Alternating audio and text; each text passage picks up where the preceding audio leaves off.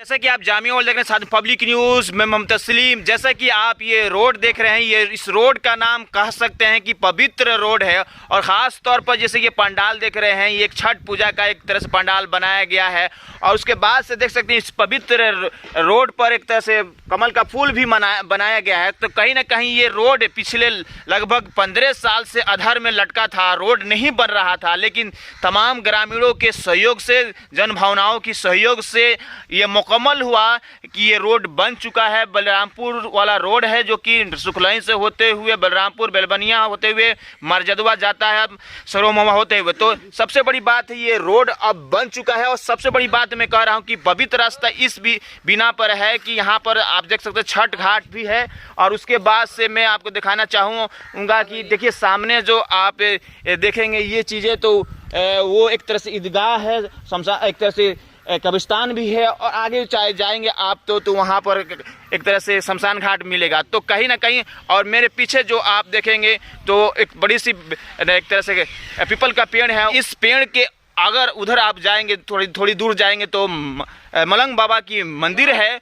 तो कहीं ना कहीं ये पवित्र रास्ता बड़ी ही मुश्किलों के बाद अब ये बन चुका है। और ख़ास तौर पर मैं आपको दिखाना चाहूँगा ये रोड जो बनने के बाद से जो ग्रामीणों को परेशानी थी, लगातार जो परेशानी थी वो एक तरह से दूर हो गई है। और सबसे बड़ी बात है कि जन भावनाओं का एक तरह से जन भावनाओं जो उमड़ रही थी, उसके बाद से ख़ास तौर पर ठेकेदार खुर्शीद का जो इनिशिएटिव था, कहीं ना कहीं बहुत ही हिम्मत वाला इनिशिएटिव था, उसके बिहार पर ये रोड बन चुका है। और ख़ास तौर पर हर्ष उल्लास का भी कहीं ना कहीं कह सकते हैं यह मौका है। और सबसे बड़ी बात है कि ये रोड इस वक्त बना है जब दीपावली और छठ पूजा का एक तरह से कह सकते हैं कि रोड साफ़ सुथरा होता है तो आसान पड़ता है कहीं भी छठ घाट पर जाने के लिए। तो लगातार मैं आपको बताऊं, इस रोड को मैं पवित्र रोड इसलिए कहता हूं कि जो मरजदवा से होते हुए सगरों होते हुए बलरामपुर सुखलई जाती है, तो इसमें आपको बताऊं कि मंदिर भी है, मस्जिद भी है, शमशान घाट भी है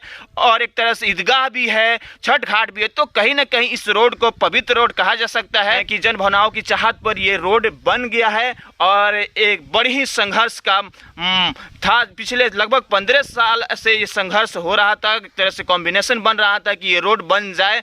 लेकिन आखिर में जन भावनाओं की एक तरह से भावनाओं की कदर करते हुए ठेकेदार खुर्शीद ने इनिशिएटिव लिया। और सबसे बड़ी बात है कि स्थानीय विधायक वीरेंद्र प्रसाद गुप्ता ने इनके भी पहल रहा है। ख़ास तौर पर सबसे बड़ी पहल तो रहा है सामाजिक कार्यकर्ता मेहताब आलम, इरशाद आलम और मैं मोहम्मद तस्लीम, जो एक तरह से मलंग बाबा जी के पास लगभग आज से 2 साल पहले मीटिंग बैठाए थे कि ये रोड बनने के लिए एक कानूनी प्रक्रिया के तहत भी और एक तरह से जन भावनाओं के सहयोग से भी इस रोड को बनाने के लिए लगातार पहल होता गया। और इस रोड के बारे में विधानसभा में भी आवाज़ उठा, खासतौर वीरेंद्र प्रसाद गुप्ता ने इस रोड के बनने के लेकर विधानसभा में भी आवाज़ उठाया। तो कहीं ना कहीं अब ये रोड बन गया, उसके बाद से सबके चेहरे पर खुशी है। और ख़ास तौर पर ये रोड बहुत ही इम्पोर्टेंट है, ख़ास तौर पर मरजदवा के डेवलपमेंट के लेकर। तो कहीं ना कहीं अब रोड बन गया है मरजदवा के डेवलपमेंट में।